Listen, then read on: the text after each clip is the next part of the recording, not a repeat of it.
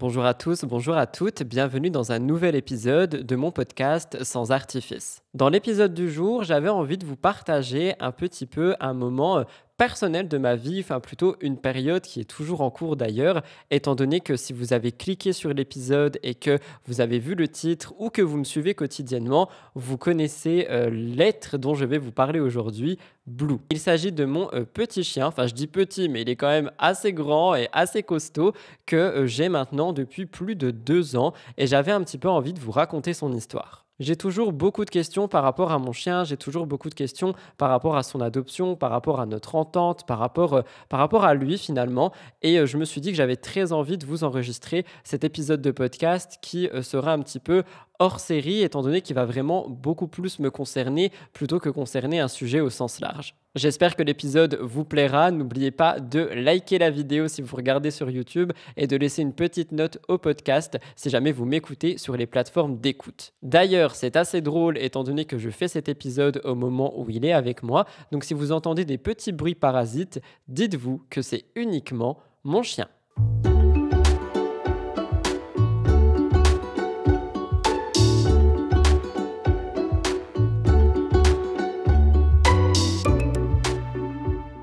J'ai pour cet épisode mis en avant quelques petits points sur lesquels j'avais envie de discuter avec vous dans ce podcast. Il est actuellement juste à côté de moi si vous m'écoutez et que vous ne me voyez pas, il est juste là. J'ai renommé ce podcast «Mon chien m'a changé la vie». Premièrement, je vous le présente. Blue a donc un petit peu plus de 2 ans. Il va sur ses 3 ans. C'est un mix, c'est une race qui est mélangée. C'est un husky et un border collie. Donc oui, on est sur un chien énergique, on est sur un chien têtu, on est sur un chien qui veut dominer le monde, mais on est aussi sur un chien qui est extrêmement famille, qui est extrêmement adorable, qui donne beaucoup d'amour et qui est surtout très drôle si vous connaissez un petit peu les huskies. D'ailleurs, vous savez quoi? Je ne vais pas forcément suivre mon plan et je vais un petit peu vous parler avec le cœur. Quand je dis ces phrases, je me rends compte qu'il y a effectivement toujours ces préjugés par rapport au husky qui est fugueur, qui n'écoute vraiment rien, etc., etc.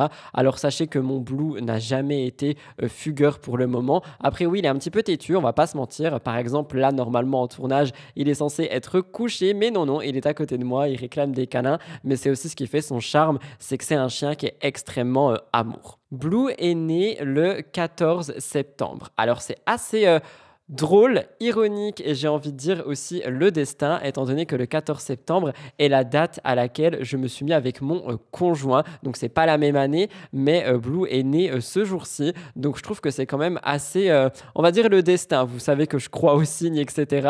Donc c'est peut-être pour ça que Blue est actuellement dans ma vie. Il vient d'une portée de plusieurs petits chiens qui sont tous donc des border croisés avec, une husky, pardon, c'est la maman qui est une husky. Et sa maman, justement, n'a pas forcément voulu cette grossesse. C'était pas une grossesse qui était désirée, c'est une grossesse qui est arrivée par accident. Et toute la portée, finalement, n'a pas été élevée par la maman pendant les premières semaines et les premiers mois, étant donné que la maman ne les voulait pas. Raison pour laquelle j'ai adopté Blue à l'âge de 2 mois. Il faut savoir que normalement, un chien, tu le prends à l'âge de 3 mois, étant donné que ça lui permet de se sevrer, donc d'apprendre les codes avec la maman, d'apprendre l'alimentation, d'apprendre à ne pas mordre, etc., etc.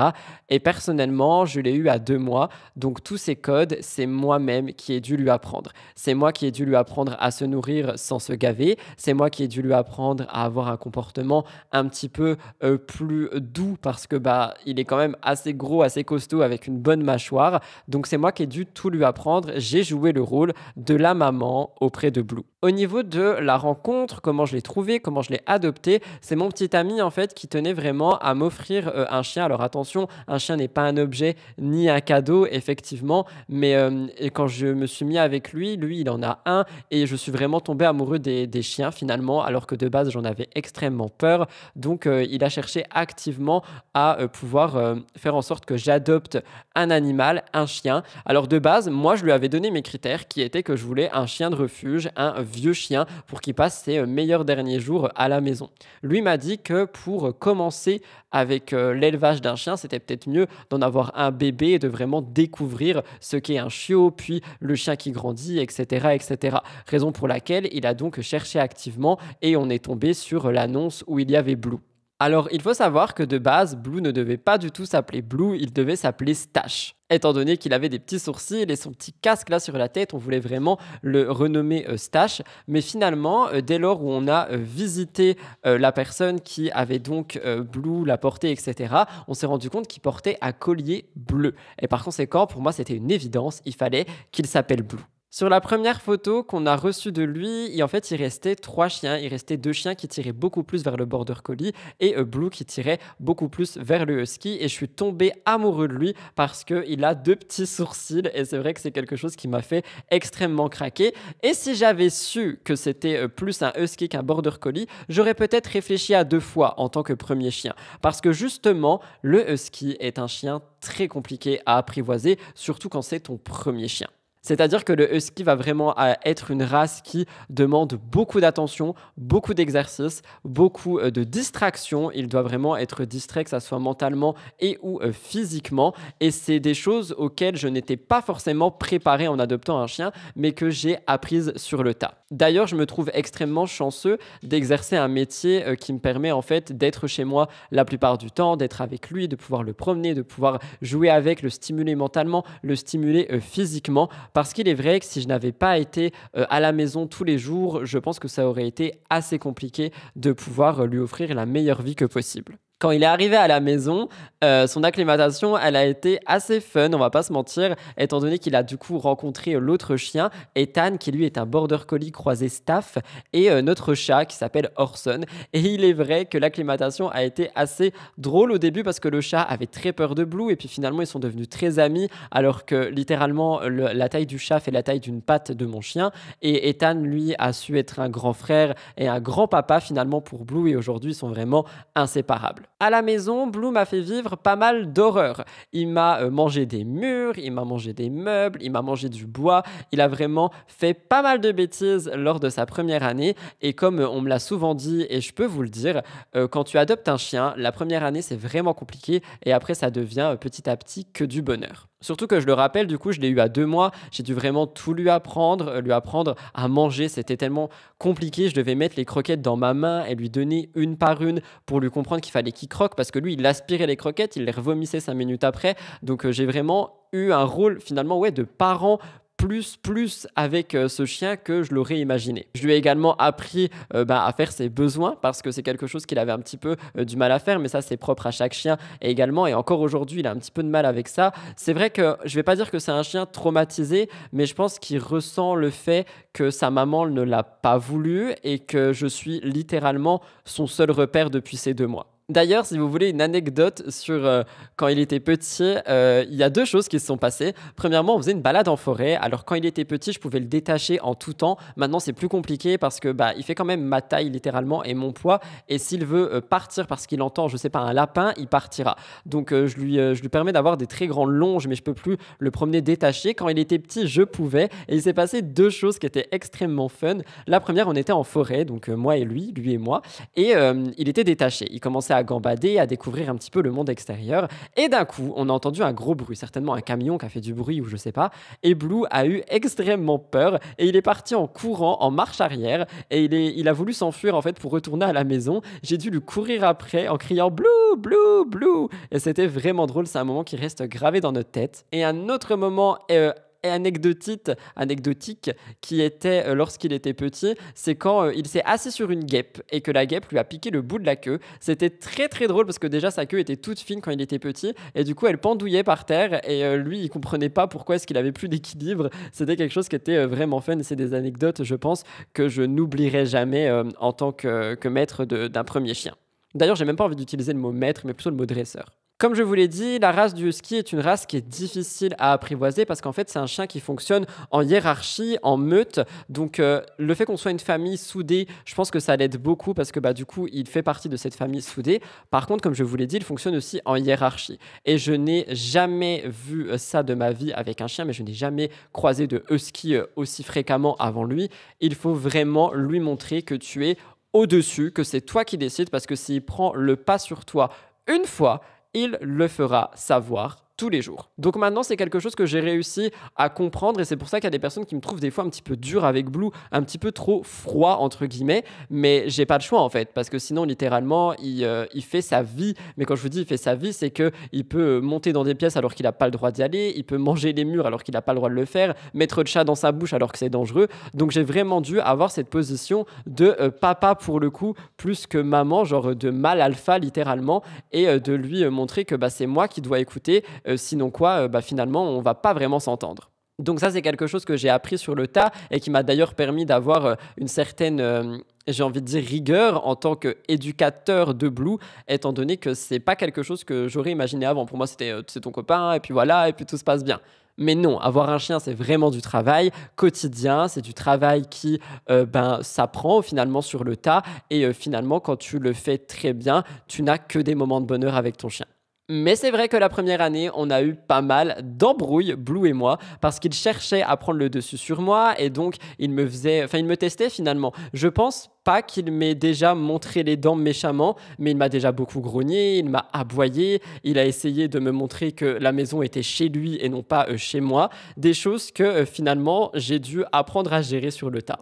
Mais au final, et c'est pour ça que je vous fais cet épisode qui risquera d'être un petit peu plus court que les autres, mais comme je vous l'ai dit, c'est un épisode hors série. Blue m'a aussi beaucoup appris et beaucoup apporté. L'amour qu'un chien t'apporte est un amour que je n'avais absolument jamais connu. C'est-à-dire que quoi qu'il arrive, il est là. Quoi qu'il arrive, il sera là, il me fera des câlins. Si je suis triste, il est là. Si je suis joyeux, il est là. Il s'adapte à mes émotions, il s'adapte vraiment à la vie finalement. Et c'est un cadeau que j'avais absolument pas compris jusque maintenant. Mais en plus de ça, Blue m'a appris la patience parce qu'avant de l'avoir, j'étais pas, mais alors pas du tout quelqu'un de patient. J'étais ultra impatient, alors pour moi c'était tout de suite maintenant, mais il m'a appris la patience parce que comme je vous l'ai dit, j'ai dû lui apprendre à manger, j'ai dû lui apprendre qu'il n'avait pas, que ce n'était pas le roi de la maison, j'ai dû lui apprendre tellement de choses et ça a été tellement long et fastidieux, mais finalement, en fait, je me rends compte que ça m'a vraiment même appris d'évoluer moi-même, ça m'a permis d'être beaucoup plus compréhensif avec les autres, ça m'a permis d'avoir une énorme patience, de l'espoir aussi et beaucoup plus d'optimisme.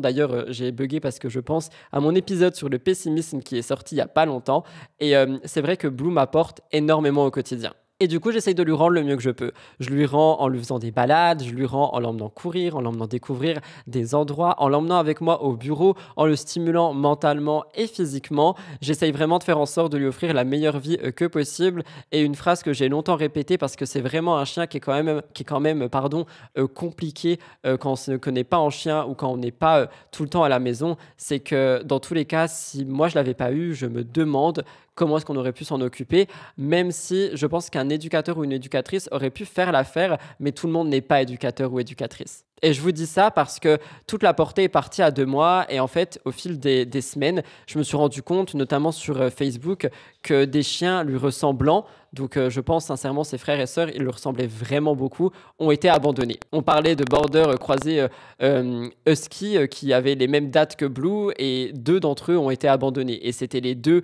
autres qui ressemblaient plus aux husky. Donc je pense sincèrement que tous les enfants de cette portée ont été très compliqués à gérer, mais moi personnellement, j'ai pas voulu lâcher.